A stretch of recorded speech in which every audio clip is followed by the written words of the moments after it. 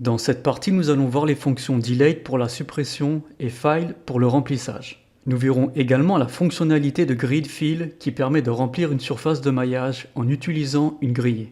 La fonction delete permet de supprimer des objets de la scène, des éléments du mesh tels que des sommets, des faces ou arêtes. Elle est accessible en appuyant sur la touche X ou bien supprimer du clavier. Via la touche X, nous aurons plus d'options pour supprimer des éléments. Je passe en Edit Mode et j'applique des subdivisions au cube. Pour cela, je fais un clic droit Subdivide.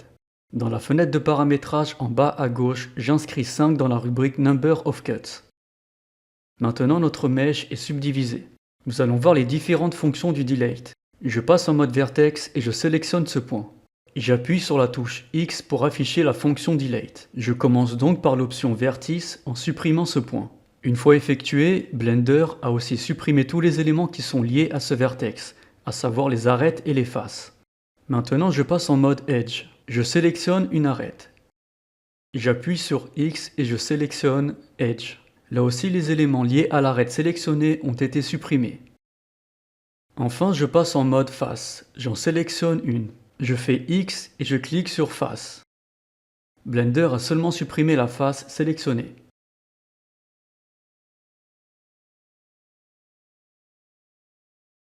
Maintenant, je viens sélectionner tout le mesh.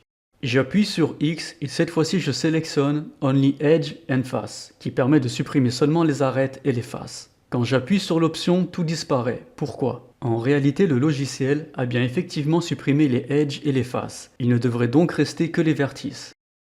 Pour les voir, il suffit simplement de passer en mode Vertex.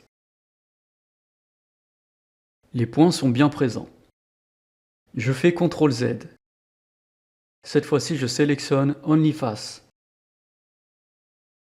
Blender a bien supprimé que les faces. Il ne reste que les vertices et les arêtes. Maintenant, nous allons voir la fonction Dissolve qui signifie dissoudre en français. Cette option permet de supprimer les éléments sans modifier la géométrie du mesh. Le but est de simplifier le maillage d'un objet. Cela permet aussi d'alléger le mesh si les éléments de son maillage sont trop chargés. Pour l'exemple, je sélectionne ces arêtes et j'appuie sur Dissolve Edge.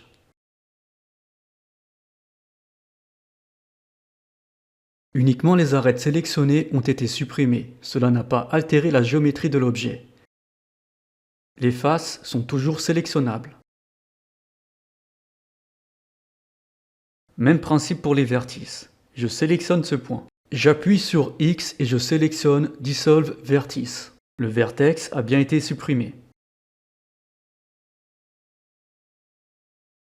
Le fait d'appliquer l'outil Dissolve sur un angle peut engendrer des défauts de shading comme ceci. La face est bien sélectionnable mais n'est pas correcte. Je peux toujours la modifier en sélectionnant ces vertices et en appuyant sur la touche J. À présent, le défaut de shading n'est plus présent. Pour le Dissolve Face, je sélectionne plusieurs faces du cube.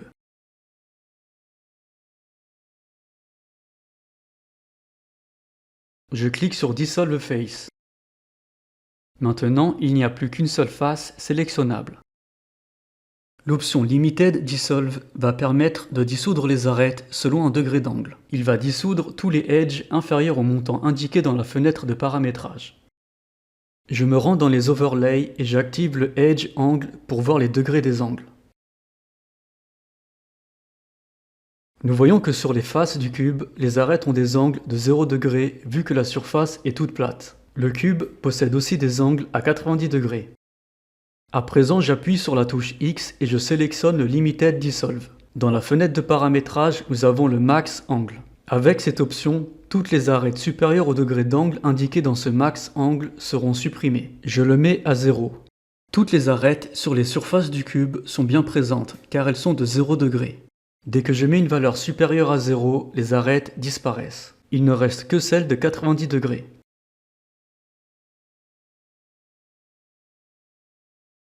À présent, je modifie légèrement le mesh pour que nous ayons des arêtes d'environ de 5 degrés sur les côtés.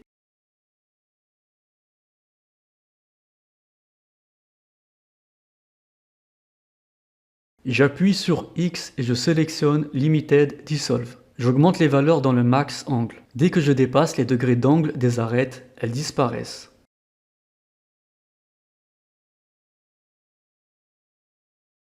Aussi, si je mets une valeur supérieure à 90 degrés, les angles du mesh seront détruits. Cela engendrera également des défauts de shading.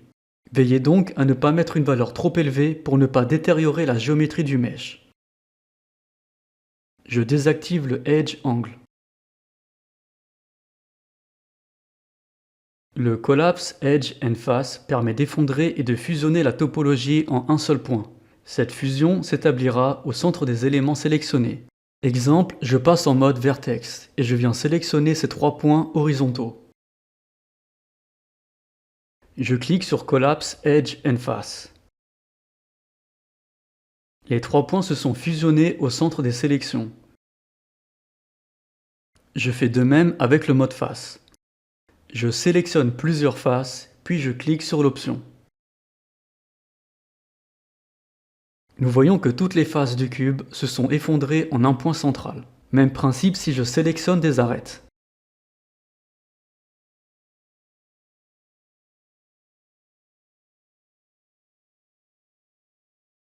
La dernière option concerne la sélection d'arêtes en boucle. Je clique sur Alt sur cette rangée d'arêtes. J'appuie sur la touche X et je sélectionne Edge Loops. Nous voyons que la boucle d'arêtes s'est supprimée.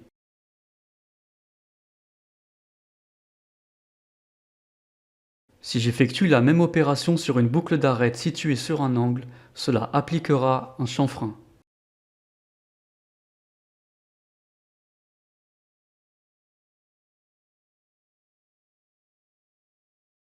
Enfin, voyons les options de remplissage. Nous pouvons les voir dans le menu Face.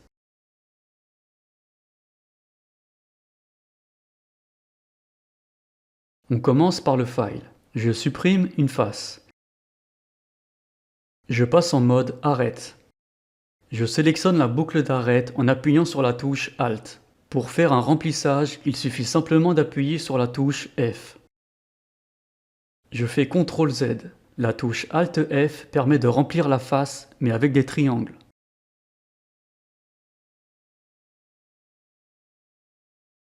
Maintenant, je supprime une rangée de faces.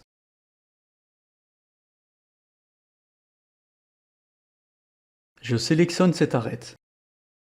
À chaque fois que j'appuie sur la touche F, le remplissage se fait automatiquement, ce qui peut nous faire gagner beaucoup de temps quand on modélise.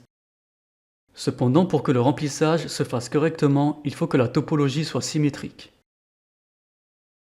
Enfin, voyons l'option de remplissage Grid Fill. C'est une fonctionnalité très pratique permettant de créer une face de façon rapide en utilisant une grille de faces pour remplir un trou. Je commence par supprimer des faces. Ensuite, je sélectionne une boucle d'arête. Je me rends dans le menu Face et je sélectionne Grid Fill. Automatiquement, une surface avec des quads s'est rajoutée. Je me dirige dans la fenêtre de paramétrage en bas à gauche. Dans Span, je peux définir un autre type de remplissage. Dans Offset, je peux effectuer un décalage du remplissage.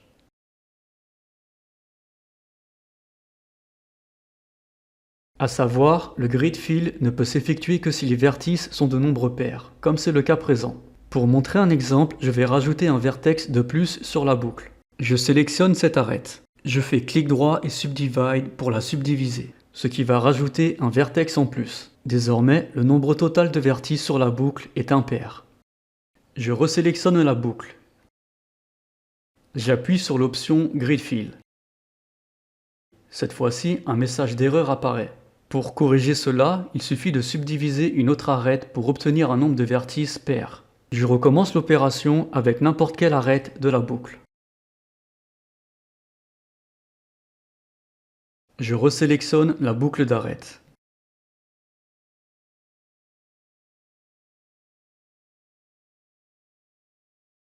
J'appuie sur l'option et à présent, le grid fill a bien été effectué. Nous avons fini cette partie sur les suppressions et remplissages.